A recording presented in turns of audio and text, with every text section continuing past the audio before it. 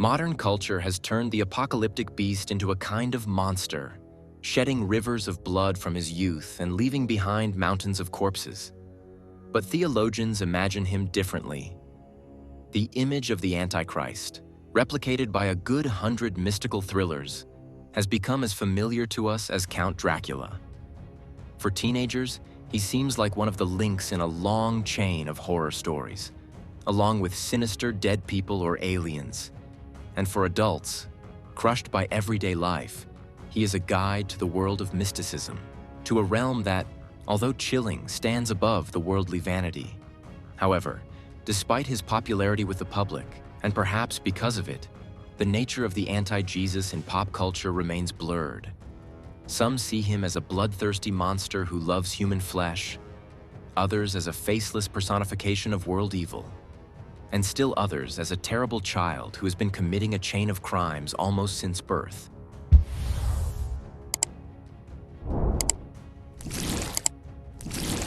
And for most of our contemporaries, the Antichrist and Satan are one and the same. Some, however, consider Satan to be the father of the Antichrist. In fact, this does not correspond to the Christian tradition, where Satan is considered a fallen seraphim, the highest angelic rank.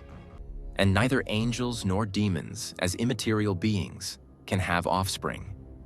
The Antichrist is just a man sent by the devil into the world of people. However, one should not be overly strict with the audience who are not versed in theological issues, because if you look into it, it turns out that theologians, in fact, do not have a clear answer to the question of what this evil messenger of the end of earthly history is. Oddly enough, even in the Apocalypse, his name is not mentioned directly even once. The word Antichrist is found only in the conciliar epistles of the Apostle John. Nevertheless, in them the saint makes it clear that the time of the coming of the anti-Jesus into the world of people is the end of times, and, therefore, the key to the unraveling of the essence of the devil's messenger should still be sought between the lines of Revelation. Children, this is the last time, and as you have heard that the Antichrist will come, where does this character of sacred history come from? Experts suggest that it comes from the Jewish tradition, which greatly influenced the first Christians. Most of the early followers of Jesus were Jews, brought up in a patriarchal environment that had been established for centuries and absorbed many of the religious ideas of their ancestors from childhood. And in Judaism, just at this time, the image of a man-opponent of God, sent by evil forces, the enemy of Yahweh and his people, was established. So the Christian Antichrist was a kind of double.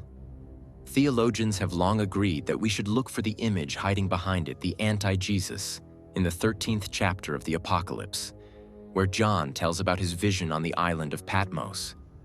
And I stood upon the sand of the sea, and saw a beast coming up out of the sea, having 7 heads and 10 horns, and upon his horns were 10 diadems, and upon his heads the names of blasphemy. The beast which I saw was like a leopard. His feet were like the feet of a bear, and his mouth was like the mouth of a lion. And all that dwell upon the earth shall worship him, whose names are not written in the book of life of the Son of God. And I saw another beast coming up out of the earth, and he had 2 horns like a ram, and he spake as a dragon. He exerciseth before him all the authority of the first beast, and maketh the whole earth, and them that dwell therein, to worship the first beast. And he doeth great signs, so that he maketh fire come down out of heaven upon the earth before him. People. And he deceives those who dwell on the earth because of the miracles which he was given to do in the sight of the beast. Here is wisdom. Let him who has understanding calculate the number of the beast, for it is the number of a man. His number is 666. One of these 2 beasts is supposedly the Antichrist.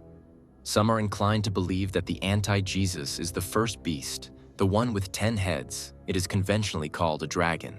And the second beast is a false prophet who extols his master, performing miracles to glorify his power. If the messenger can cast fire from heaven, then what is the one he serves capable of?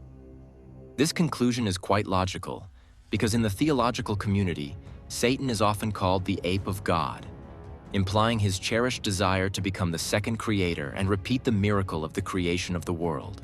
However, all attempts of the devil are doomed. Thus, in the visions of the German monk Caesarius of Heisterbach, the devil came to him and told him that Satan, trying to make people out of demons, was not able to recreate even their buttocks. Theologians also call Satan a mirror parody of God. By the way, it follows from this that the Antichrist could not have been born from a female jackal, as David Seltzer writes in his popular work, The Sign. The Antichrist, like Christ, had to be born from a virgin, or rather from a false virgin. Some medieval theologians believed that she should have been a nun who had sinned with her spiritual father. Also, the Antichrist, as Seltzer imagines, could not have done evil since childhood, since Christ in childhood did not show his divine essence in any way. So, returning to our topic, if Christ had a prophet harbinger, John the Baptist, then the Antichrist should also have his own prophet. And since Revelation says that the second beast acts before the dragon, theologians assign him the function of a prophet, while the dragon receives the role of the Antichrist. Nevertheless, there is one very important sign. In the Christian tradition, only the Ram of God, which is nothing more than an allegory of Christ, had such horns. The indication is actually more than obvious, and clearly marks the second beast as the Antichrist. Moreover, if we stick to the first point of view, then we are faced with two serious inconsistencies. Firstly, the first beast, the dragon, against the background of its herald, looks very passive, and secondly, as is known, John the Baptist did not perform any miracles. Let's not forget about the mirror of Satan. Everything had to correspond to the gospel scenario in the satanic reflection. The distortion disappears if the horned beast, as was said, is the Antichrist. But then, who is that first beast? The dragon? From a purely theological point of view, it is quite difficult to answer this question. He clearly does not fit the role of a false prophet. Accordingly, specific historical heroes and events of that time can be encrypted in the images of the apocalypse. Looking ahead, we will say that this method turned out to be applicable only to that part of the apocalypse where John describes the signs of the approaching end of times. The pictures of God's punishments to which humanity will be subjected are repetitions of a number of scenes of heavenly wrath from the Old Testament. For example, the plagues of Egypt, and can be interpreted exclusively symbolically.